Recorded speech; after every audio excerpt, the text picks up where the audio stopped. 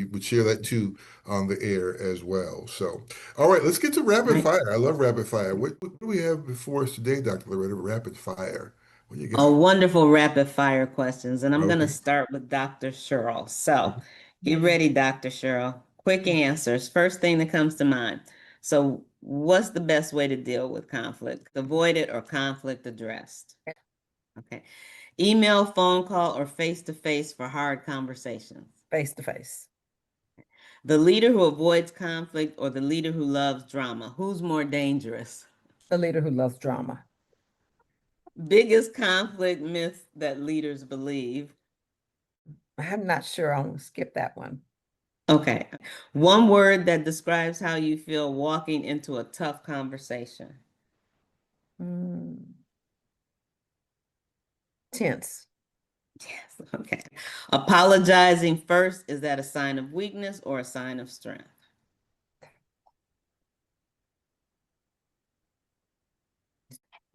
Okay. Mhm. The hardest That was person hard to for you to have. get out your lips, Dr. Cheryl.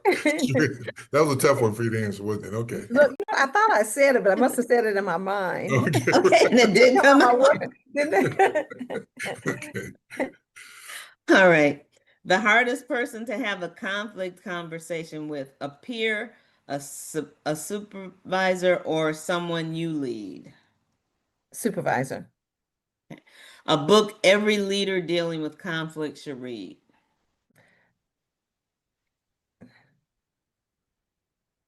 Well, I don't want to go be like religious or anything I say, but I think one of the That's things that okay. really helps with conflict is prayer. So there probably a Indeed. lot of there are probably a Mhm. lot of wonderful stories about conflict in the Bible, but I will Oh, there are.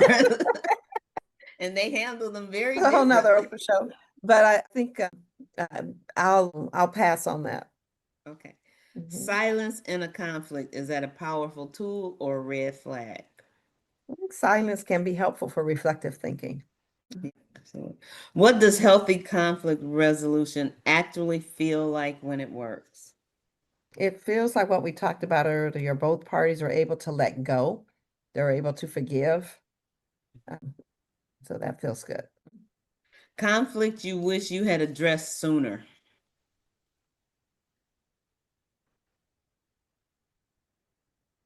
Not sure. Okay. Last thing you do before a difficult leadership conversation to get your head right. Pray. There you go. All right. Powerful. All right, Dr. Dre, you're up. You heard the questions, so get Hmm. ready. Get Yep. ready. Mhm. So, which conflict should be avoided or conflict addressed? A conflict addressed every time. Email, phone call, or face to face for hard conversations? You didn't say text, did you? Okay. Face No, to I face. did not. Face to face. Okay. The leader who avoids conflict or the leader who loves drama? Who's the most dangerous? I think it's the avoider, right? I think it's the avoider. Avoidance is silent and systemic. I say the avoider. Okay. The biggest conflict myth that leaders believe. That avoiding conflict keeps the peace. That's a good one. That Mhm. is Mhm. one word that describes how you feel walking into a tough conversation. Resolved. Okay. Apologizing first, is it a sign of weakness or a sign of strength? Of course, is a sign of weakness, apologizing first. But no, I'll say, I'll do like Dr. Cheryl did. Strength. Oh, strength. Oh, The hardest person to have a conflict conversation with, a peer, a superior, or someone you lead. I think someone you lead because of the power dynamic. Okay. A book every leader dealing with conflict should read. I think Crucial Conversations, I think it was by that's a Patterson. good one. I like Mhm. crucial conversations. Yeah. Mhm. Okay. Silence in conflict, is it a powerful tool or a red flag? I think it depends on who's using it and why, right? But silence after truth is often powerful, right? The quietness, I think is powerful. What does healthy conflict resolution actually feel like when it works? I think clarity, renewed trust, deeper trust, like a weight's been lifted. Okay. Conflict you wish you had addressed sooner. Probably the one I kept telling myself, well, it wasn't a big deal. It wasn't a big deal. You don't have to worry about it. It's not that big of a deal. And the last thing you do before a difficult leadership conversation to get your head right. No, I think I love Dr. Cheryl, the prayer, Yes. reading, reminding myself of the Mhm. relationship and that we'll get through it. It's part of life. It's part of what we do and who we are. So, yeah, Absolutely.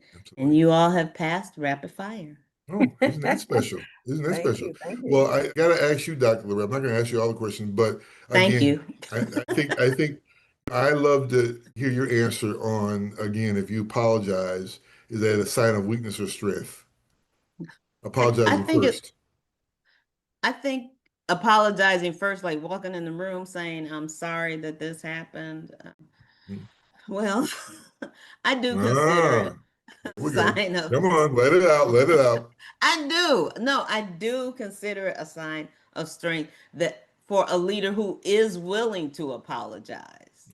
That's what a leader who is willing to genuinely apologize.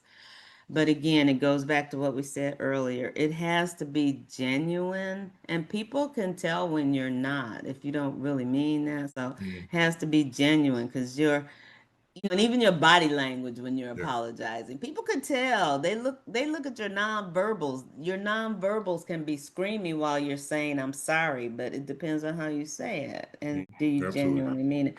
But done in the right way, definitely a strength. All right. Dr. Sher, I'm just going to ask you this one last question because we have to close the show pretty soon. But do you think there's ever a time where leaders should not try to resolve conflict? Quick response. What do you think about that? Is there ever a time when, no, I'm not going to ever try to resolve this conflict? It just doesn't pay to do it. Is there ever a time when that situation might present itself? I think conflict needs to be resolved. So I can't think of a time when leaders should not resolve conflict unless it's so petty. It's not a big deal. Uh, you know. So I think I do a lot based on impact. What's the impact? Okay. And I think people have to play the tape to the end. And I think as leaders, we just have to do that on a regular basis. Let me play this tape to the end. If I Yeah, don't resolve this, what's going to be the impact? yeah, definitely. Mhm, Dr. Loretta, how about you? Quick. mhm, I do believe that the leader should try to resolve it. Some things you're not going to be able to resolve no matter what, especially if you're dealing with people because everybody's different. They have mhm. different perspectives, and anytime you're working with other people, personalities can come into play. So I think the leader should do everything they can to try and resolve it, but just if it doesn't work, it just doesn't work. And sometimes that just depends on who's having that conflict. And personalities clash a lot. Sometimes you have to be like, well, it's just not going to work. Definitely. Great.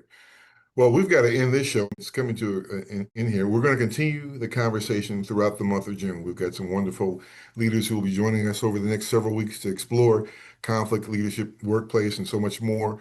We've got our wonderful engagement June 26th. We'd love to have you join us for that engagement as well. And continue to send us questions and feedback. Drop us lines. How are we doing? How are we not doing? What else do you want to hear? I'd love to hear your voice as well. Leadership Matters questions at innovisions.org. But we've got to wrap it up today. I want to thank each of you for being with us, to our listening audience for tuning in. Again, we just invite you to continue to send us questions and feedback. You can join us as we download. You can download this on all kinds of social media platforms: Apple Podcasts, iHeartRadio, Amazon Music, Spotify on Thursdays. It's yours. Take a look at it, spread the word, tell other leaders, hey, there's something good happening with Leadership Matters with the People's Doctors as well. We'd love to have them join us as well. So until we meet next time again, thank you for being with us. Thank you for listening to us, where we continue to inform leaders and inspire solutions. Until next time, we'll see you then.